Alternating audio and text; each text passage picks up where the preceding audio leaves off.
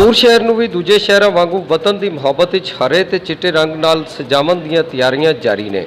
ਜਗ੍ਹਾ ਜਗ੍ਹਾ ਤੇ ਲੱਗੇ ਸਟਾਲਾਂ ਤੇ ਝੰਡੀਆਂ, ਝੰਡੇ, ਬੈਜ, ਟੋਪੀਆਂ, ਸਟicker ਤੇ ਝੰਡੇ ਵਰਗੇ ਲਿਬਾਸ ਖਰੀਦਣ ਵਾਸਤੇ ਗਾਹਕਾਂ ਦਾ ਰਸ਼ ਵੱਧਦਾ ਜਾਂਦਾ ਹੈ ਤੇ ਸ਼ਹਿਰੀਆਂ ਦਾ ਕਹਿਣਾ ਹੈ ਕਿ ਆਪਣੇ ਲਿਬਾਸ ਗਲੀਆਂ ਤੇ ਘਰਾਂ ਨੂੰ ਚੰਨ ਤਾਰੇ ਤੇ ਹਰੇ ਚਿੱਟੇ ਰੰਗ ਵਿੱਚ ਰੰਗਣਾ ਸਾਡੀ ਪੁਰਾਣੀ ਰੀਤ ਹੈ। ਇਹ ਸਾਡਾ ਪਾਕਿਸਤਾਨ ਮੁਲਕ ਹੈ, ਇਹਦੇ ਵਾਸਤੇ ਸਾਡੇ ਜਾਨ ਵੀ ਹਾਜ਼ਰ ਹੈ। ਅਸੀਂ ਇਹਦੇ ਵਾਸਤੇ ਬਹੁਤ ਕੁਝ ਕਰਾਂਗੇ। ਬਾਕੀ ਗਲੀਆਂ ਮੁਹੱਲੇ ਜੋ ਵੀ ਸਜਾ ਰਹੇ ਹਾਂ, ਅਸੀਂ ਪਾਕਿਸਤਾਨ ਵਾਸਤੇ ਸਜਾ ਰਹੇ ਹਾਂ। ਸਾਨੂੰ ਹੋਰ ਕੁਝ ਨਹੀਂ ਚਾਹੀਦਾ, ਬਸ ਸਾਡੇ ਵਾਸਤੇ ਪਾਕਿਸਤਾਨ ਸਾਡੀ ਜਾਨ ਹੈ। ਵੱਡਿਆਂ ਦੇ ਨਾਲ ਨਿੱਕੇ ਨਿੱਕੇ ਬਾਲ ਵੀ ਆਜ਼ਾਦੀ ਦੇ ਜਸ਼ਨ ਨੂੰ ਬੜੀ ਧੂਮ-ਧਾਮ ਨਾਲ ਮਨਾਉਂਦੇ ਦਿਸਦੇ ਪਏ ਨੇ। ਝੰਡੀਆਂ ਲੈਣ ਆਏ ਆ ਆਪਦੇ ਘਰ ਨੂੰ ਸਜਾਉਣ ਵਾਸਤੇ, ਆਪਦੀ ਗਲੀਆਂ ਨੂੰ ਸਜਾਉਣ ਵਾਸਤੇ। ਪਾਕ ਫੌਜ ਜ਼ਿੰਦਾਬਾਦ, ਪਾਕਿਸਤਾਨ ਜ਼ਿੰਦਾਬਾਦ।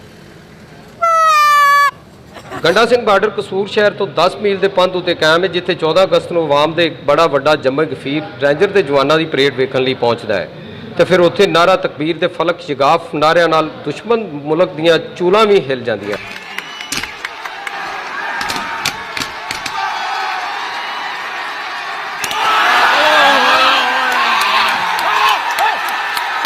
ठीक है। उस बाद बार्डर से असी 14 अगस्त वाले दिन गंडा सिंह बार्डर से कि नाम है फौजियों की पाकिस्तान के इंडिया के बार्डर से जाके असी परेड देख रहे हैं। ठीक है, पाकिस्तान जिंदाबाद, पाक फौज जिंदाबाद। ਮੁਲਕ ਦੇ ਦੂਜੇ ਸ਼ਹਿਰਾਂ ਦੀ ਤਰ੍ਹਾਂ ਕਸੂਰ ਦੇ ਵਿੱਚ ਵੀ ਜਸ਼ਨ ਆਜ਼ਾਦੀ ਦੀਆਂ ਤਿਆਰੀਆਂ ਆਪਣੇ ਅਰੂਜ ਤੇ ਨੇ ਤੇ ਇਸ ਵਾਰੀ ਗੰਡਾ ਸਿੰਘ ਬਾਰਡਰ ਦੀ ਪਰੇਡ ਵੇਖਣ ਵਾਸਤੇ ਸ਼ਹਿਰੀ ਜਿਹੜੇ ਨੇ ਬੇਕਰਾਰ ਨੇ। ਕੈਮਰਾ ਟੀਮ ਦੇ ਨਾਲ ਮਲਕ ਆਰਫ ਅਲੀ, 7 ਨਿਊਜ਼ ਕਸੂਰ।